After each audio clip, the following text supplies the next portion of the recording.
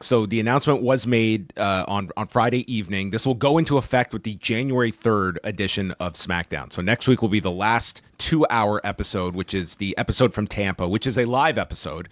At this point, it's a very hot product. This is, I would say, of no consequence to the USA Network. I think it's a great value to them. They are going to have another strong hour of WWE programming that is going to outrate any other programming they can put on in that time slot, and it will, it will boost their primetime average as well. I think there is no detriment to USA Network. For WWE, it is, you would assume this is coming with that there is a incentive financially for them to be doing this, why they are.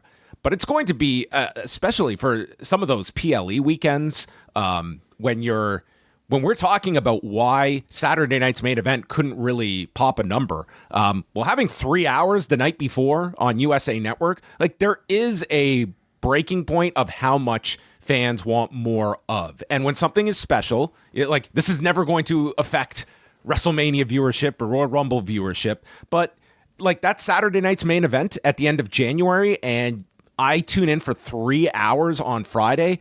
Yeah, I'm not giving you my Saturday night as well for 2 more hours of what is more television and not special enough. We will see. Obviously, this is probably going to come with an expansion of the roster.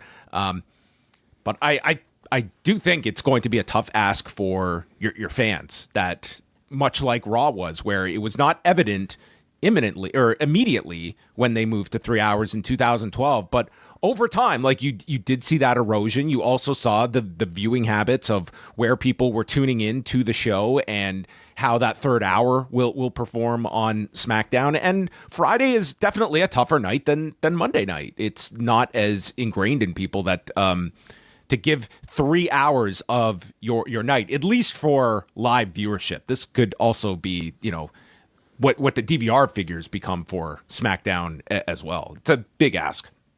It is, yeah. But I think, like on Mondays, audiences will get used to it. There's probably an argument for more quality between the way the two shows are written, the way that maybe the roster sizes will match up between the two shows.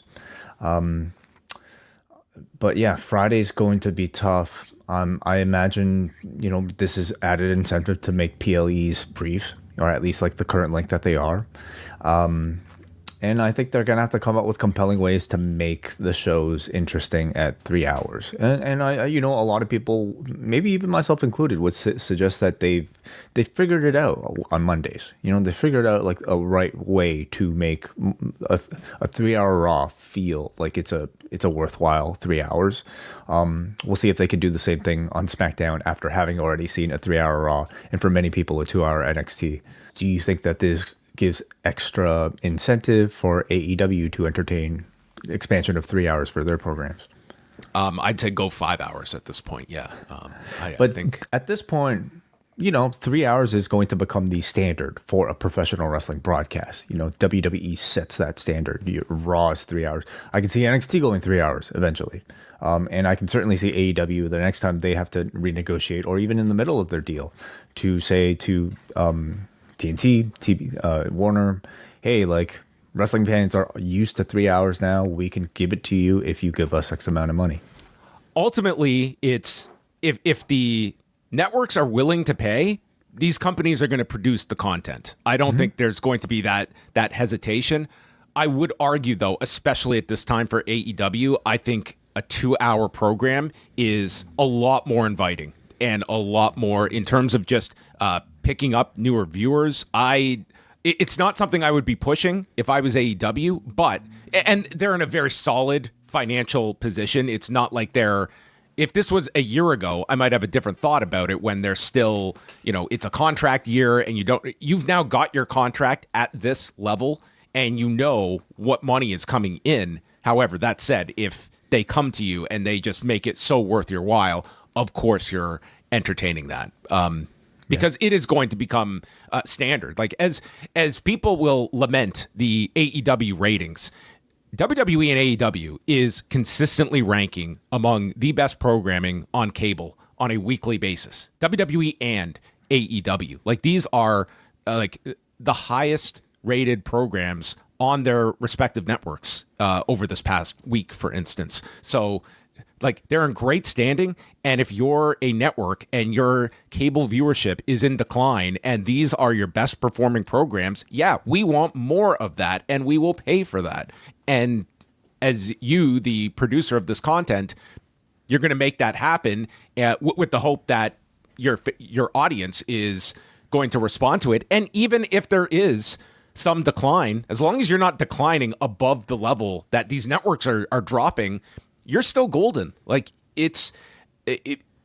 like that is the world that we are in. It is a shrinking pie of cable, and pro wrestling has been able to withstand that shrinkage. And while numbers for AEW may be down, they are still very, very satisfactory numbers for a TBS and for a TNT, and really cable as a whole. When you see, we'll get into like Holiday Bash this week. This was fourth for the night on cable of all cable programming on Wednesday night.